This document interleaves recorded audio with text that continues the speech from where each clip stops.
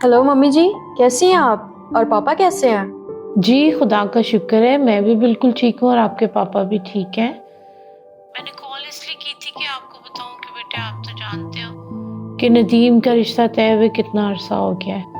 अब हम सोच रहे थे कि हम उसकी ज़िम्मेदारी से भी फ़ारिग हो जाएँ और वक़्त पे उसकी भी शादी कर दें। ओ मम्मी जी, ये तो बड़ी खुशी की खबर है। अच्छा, वो मैंने आशी और नईम को भी फ़ोन कर दिया था कि इस वीकेंड पे नदीम के ससुराल वाले आ रहे हैं, शादी की तारीख और दीगर रसूमात तय करने। आप दोनों भी वक़्त पर पहुँच जाना। ठीक है मम्मी जी, मैं समीर को भी बता दूंगी। हाँ, ज़रूर समीर को भी बता देना और समीर को मेरी तरफ से कहना कि वक़्त पे आ जाए, सब इंतज़ामात आप दोनों ने देखने हैं। ठीक है? आप फिक्र ही ना करें मम्मी जी, हम वक्त से पहले ही आ जाएंगे। ओके, खुदा हाफ़िज़। ओके मम्मी जी, पापा को मेरा सलाम कहिएगा।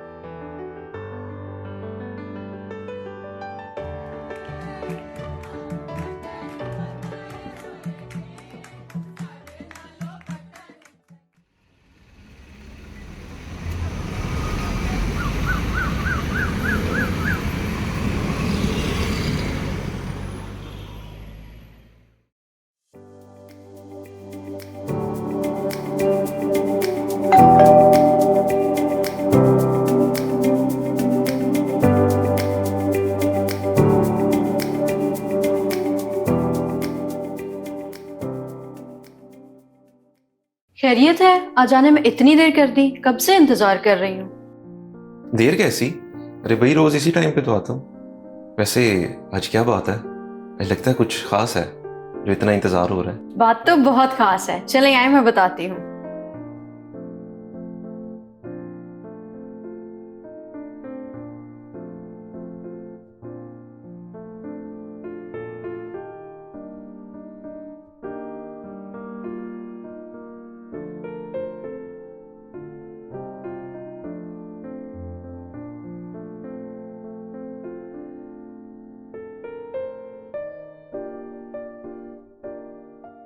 आज आपके जाते ही मम्मी की कॉल आई, काफी लंबी बात हुई हमारी। ओ अच्छा, खैर ये कौन सी नई बात है? मम्मी का फोन तो रोज ही आता है। वैसे आज क्या खास बात है? मम्मी बता रही थी नदीम की शादी की तारीख तय करनी है, हमें भी इस वीकेंड बुलाया है और नदीम के ससुराल वाले भी आ रहे हैं। अच्छा तो ये बात है। वाकई ये तो बहुत ही खास बात है। यस। खुशी के इस मौके को भरपूर तरीके से मनाएंगे। ऐसा करो, एक कप चाय बना दो, मैं जरा फ्रेश होकर आता हूँ। चलें, ठीक है।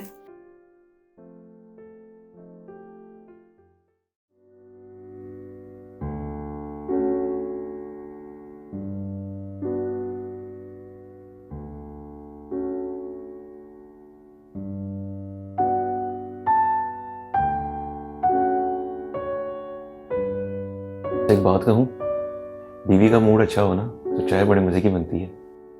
बस कीजिए प्रोफेसर साहब, आपको पता है मेरे मूड का बटन ऑफ होने में देर नहीं लगती। हाँ भाई, पक्का पता है मुझे। अच्छा इन बातों को छोड़ो, ये बताओ कि शादी का क्या प्लान है? आपको तो पता ही है कि नदीम की शादी हमारी फैमिली की आखिरी शादी है और वो हम तीनों बहनों का लाडला और इकलौता भाई है। जाहिर बात है, अरमान तो है ही फिर, और मैं चाहती हूँ कि उसकी शादी ऐसी धूमधाम से हो कि दुनिया देखे।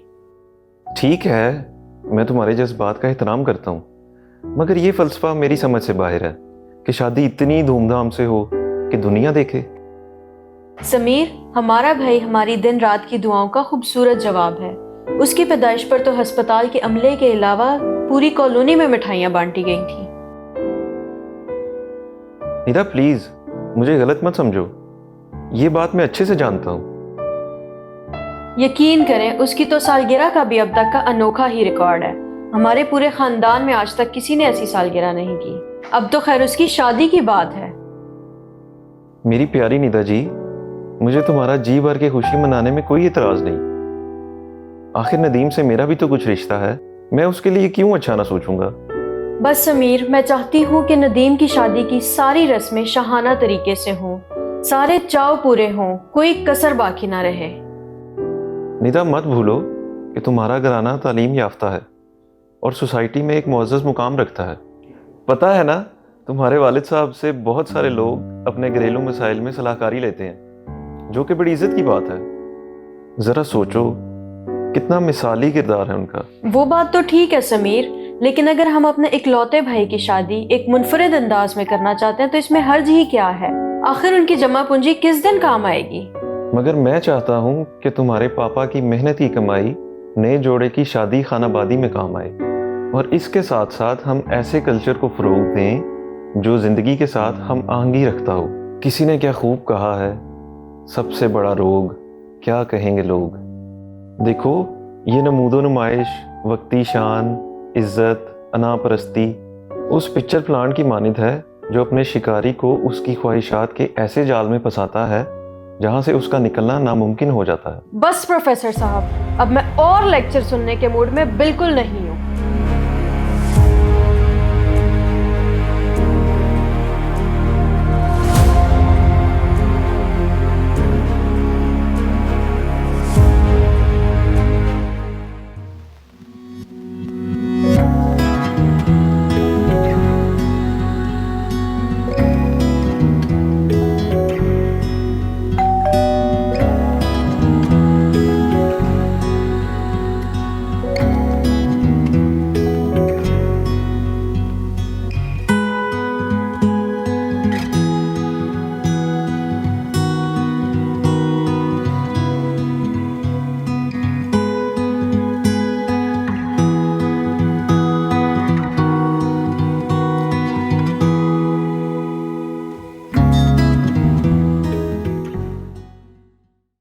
निदा, आओ मैं तुम्हें प्रोफेसर जमील से मिलाऊं।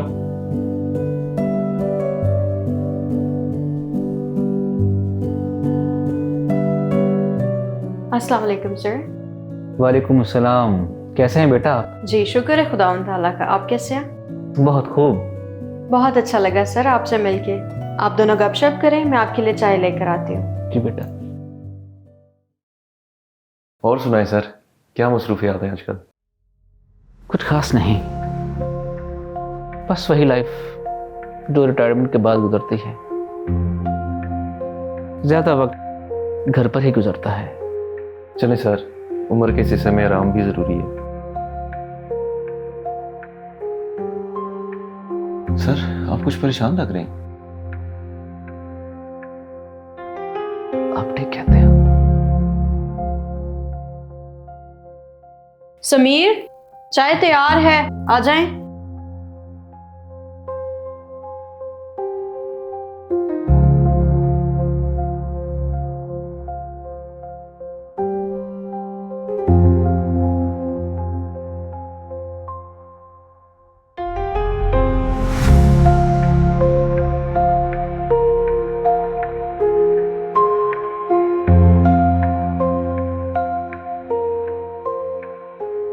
जी सर, आप अपनी परेशानी के बारे में कुछ कह रहे थे।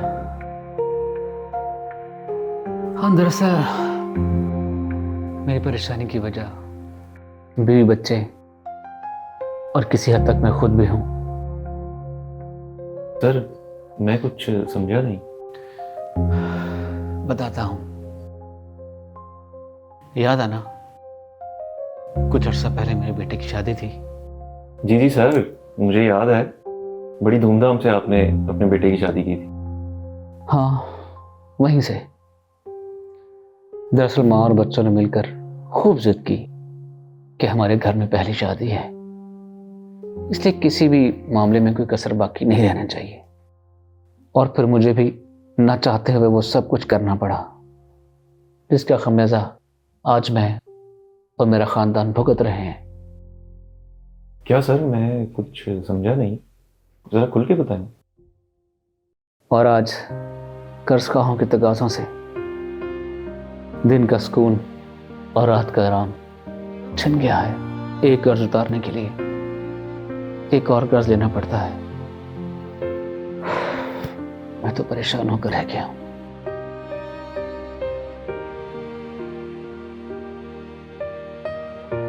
मुझे बहुत अफसोस हुआ सर, लेकिन क्या किया जाए, हमारा माशरा इन फरसूदा रसूमात से निकल ही नहीं रहा। मगर सर, आप फिक्र न करें, खुदा ज़रूर आपके लिए कोई ना कोई रास्ता निकालेगा। हाँ, जरूर। उस दुआ में याद रखना अच्छा मैं चलता हूँ।